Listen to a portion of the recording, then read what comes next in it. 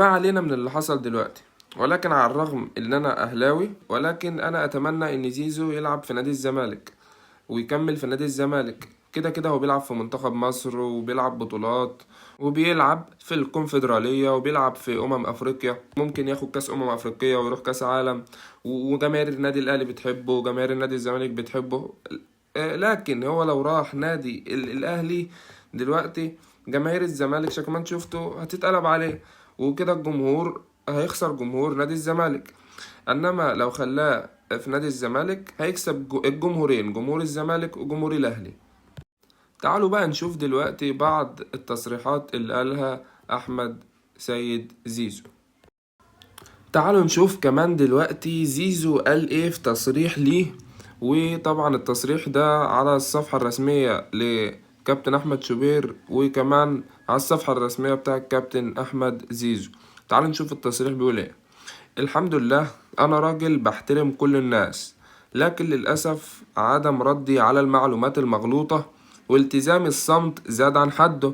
كل ساعة خبر عن توقيع أو تجديد عقد زيزو، وكل واحد بيغازل الشريحة اللي عايزها من الجمهور.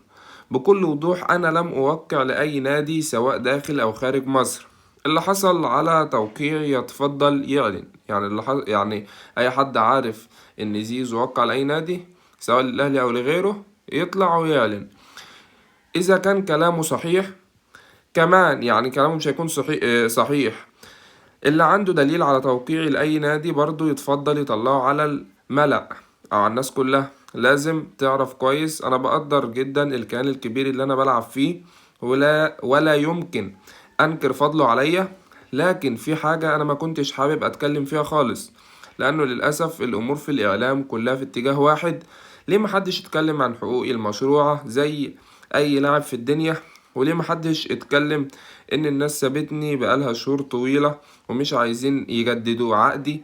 ليه محدش اتكلم عن المستحقات المتأخرة اللي ليا بقالها كتير ومش لاقي حد يجاوبني؟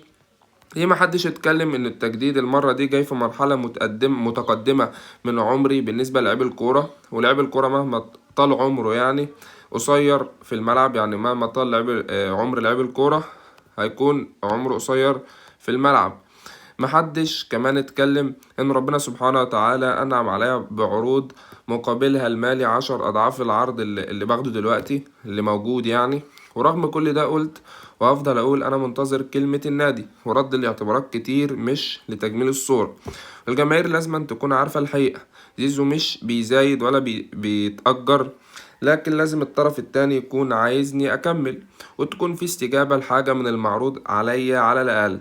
لكن للأسف الكلام معايا حاجة واللي بيتقال في الجلسات واللي بيتقال للإعلام حاجة تانية. أنا ما ينفعش أجرح في حد ولا أتكلم في حد، لأن اللي بيتقال في الجلسات عيب يتقال بره. على الأقل من ناحيتي أنا مستني رد النادي لحد آخر يوم في الكونفدرالية، وأتمنى ربنا يكرمنا بيها أنا وزمايلي. وأي كلام هيتقال غير كده في موضوع التجديد أو التوقيع قبل الموعد ده هيكون كلام غير صحيح. ورسالتي الودية جدا للمسؤولين في النادي اللي أنا بحترمهم جميعا، أتمنى الحوار في مسألة تجديد العقد يكون بيني وبينكم مش عن طريق الإعلام.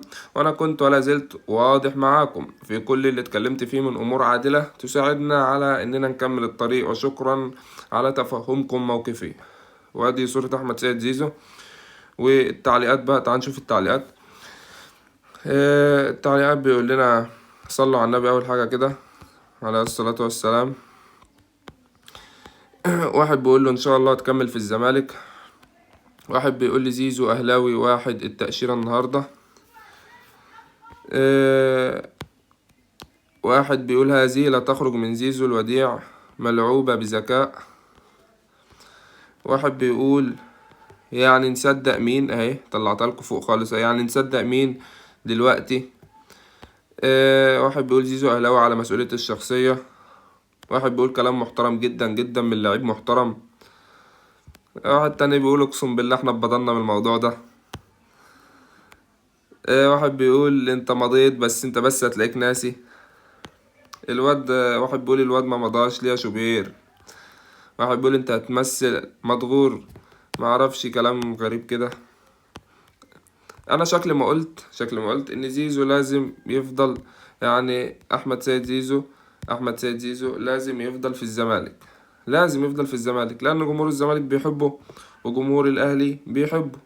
هو لو راح الاهلي فجمهور الزمالك في الوقت ده هيكرهه، فيبقى خسر جمهور. فانت لو خليتك في الزمالك، وده كده كده نادي جماهيري وبيلعب بطولات، هتكسب ايه؟ هتكسب الجمهورين، مش هتكسب جمهور واحد شكل ما قلت.